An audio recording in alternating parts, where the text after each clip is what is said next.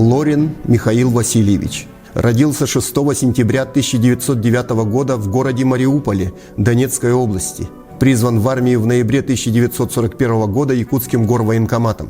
Старший штурман эскадрильи 1-го гвардейского минно-торпедного авиационного полка 8-й минно-торпедной авиационной дивизии Балтийского флота, гвардии капитан Лорин участвовал в обороне и прорыве блокады города-героя Ленинграда. По его наведению на цели уничтожены десятки военных и военно-транспортных кораблей врага, бомбились военно-морские базы, аэродромы, делались проходы в минных полях противника, минировались морские участки.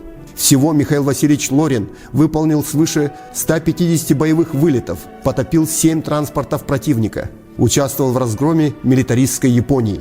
Звание Героя Советского Союза присвоено 5 ноября 1944 года.